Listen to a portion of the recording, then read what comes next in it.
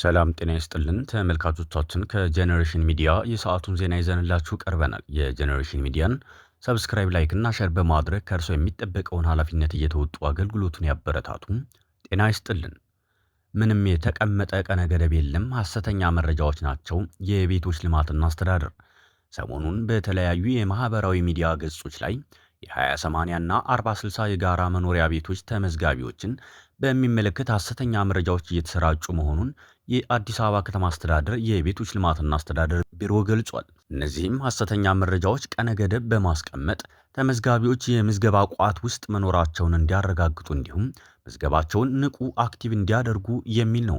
ቢሮው ይህ ሐሰተኛ ወሬ ነው ያለ ሲሆን በማህበራዊ ሚዲያ የተናፈሰውን ሐሰተኛ ወሬ ተከትሎ ተመዝጋቢዎች ቢሮአችን በመገኘት ለአላስፈላጊ ምልልስ እየተዳረጉ ይገኛሉ ብሏል። ተመዝጋቢዎች ያለምንም ቀነ ገደብ በተቋሙ ዌብሳይት መረጃውን ማግኘት እንደሚችሉም አሳውቋል። በአካል መምጣት አይጠበቅባቸውም ያለው ቢሮ ዌብሳይቱ ላይ ማንኛውም ተመዝጋቢ የምዝገባ ሂሳብ ቁጥሩን በማስገባት ንቁ አክቲቭ መሆኑን ማረጋገጥና አስፈላጊ መረጃ ማግኘት ይችላል ሲል አሳውቋል። ቢሮው ተመዝጋቢዎች ቁጠባቸውን እንዲቀጥሉም ጥሪ አቅርቧል። ወደ ዌብሳይቱ ለመግባት ከላይ ያለውን ኪዋር ኮድ መጠቀም ወይም ሊንኮቹን በመጠቀም መግባት እንደሚቻልም አሳውቁ። የአሜሪካ ዜጋ ልጆች፣ የትዳር አጋሮችና ወላጆች ጭምር ወደ አሜሪካ ለመምጣት ቪዛ አይሰጣቸውም።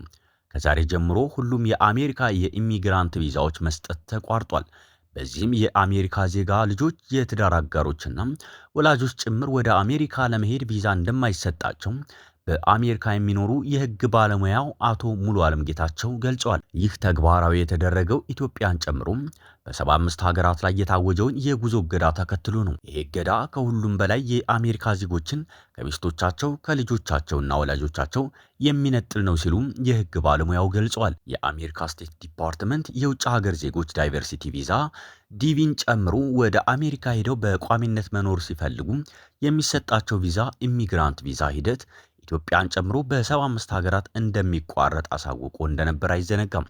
ጅቡቲ ላይ ከ15000 በላይ የኢትዮጵያ ህጻናት ጎዳና ላይ ያሉ ሲል ጅቡቲ ውስጥ የቀሩ የሴቶችና ማህበራዊ ጉዳይ ሚኒስቴር አስታወቀም። ለፍልሰት ዋናው ምክንያት ድህነት ነው ያለው ሚኒስቴሩ ከሀገር የተሰደዱ ከ15000 በላይ ኢትዮጵያውያን ህጻናት በጅቡቲ ጎዳናዎች እንደሚገኙ፣ በ3 ዓመት ከፍልሰት ከተመለሱት ከ500,000 ዜጎች 10,000 የሚሆኑት ህጻናት እንደሆኑ የሴቶችና ማህበራዊ ጉዳይ ሚኒስቴር ገለጸ። የሚኒስቴሩ ሚኒስቴር ዴኤታ ወይዘሮ ሁሪያ አሊ ህገወጥ የሰዎች ዝውውርን በተመለከተ በምክትል ጠቅላይ ሚኒስቴር የሚመራ ምክር ቤት እንዲኖር እየተሰራ መሆኑን ገልጸዋል። በሚኒስቴሩ ህገወጥ የሰዎች ዝውውር መከላከልና የተመላሽ ዜጎች ጉዳይ መሪ ስራ አስፈጻሚ አቶ ደረጀ ተግበይ የ14 ዓመት ታዳጊዎች ጭምር ከሀገር እንደሚወጡ፣ በርካታ ህጻናት ጭምር በየመንገዱ ላይ እንደሚሞቱ፣ ለአሸባሪነት ለውትድርና እንደሚመለመሉ፣ አካላቸው እንደሚሰረቅ ጭምርም ተናግረዋል።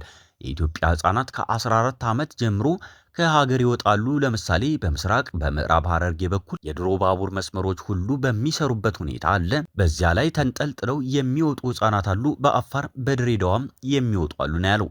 ጅቡቲ ላይ ከ15000 በላይ የኢትዮጵያ ህጻናት ጎዳና ላይ ያሉ፣ ጅቡቲ ውስጥ የቀሩ፣ ድንበር አቋርጠው ከገቡ በኋላ ደግሞ የመን ውስጥ የተያዙ በርካታ ህጻናት አሉ። እነዚህን ለአሸባሪነት ለውትድርና ይመለምሏቸዋል፣ የሰውነታቸውን አካል ይሰርቋቸዋልም ብሏል። ህጻናት ሲሆኑ ደግሞ ከፍተኛ ውስብስብ ችግር ውስጥ ያስገቧቸዋል። ለእንደነዚህ አይነት ህጻናት ቶሎ መድረስና ማምጣት ስለሚያስፈልግ ህጻናቱ እንደተመለሱ ከቤተሰቦቻቸው ጋር የማገናኘት እስከዚያው በመጠለያ ጣቢያዎች እንደሚቆዩ የማድረግ ስራ ይሰራል። ቤተሰብ ካልተገኘ ለጉዲፈቻ የሚሰጥባቸው ሁኔታዎች ይኖራሉ። ቤተሰብ ጋር ከተገናኙ ጥሩ አማራጭ ተብሎ ነው የሚታሰበውም ብሏል።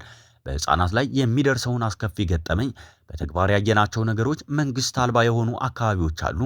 አንዱ መንግስት አልባ የሆነ አካባቢ የመን ነው። በጅቡቲ በኩል የመን መዳረሻውን ሳውዲ አረቢያ አድርገው የሚሄዱ አሉ።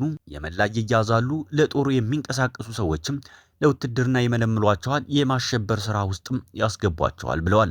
ህፃናት ላይ የሚደረገው የጉልበት ብዝበዛና ህገወጥ ተግባር ጠንካራ ነው።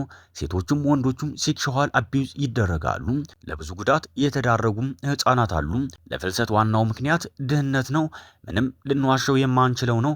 ድህነት በጣም የከፋ ነገር ነው።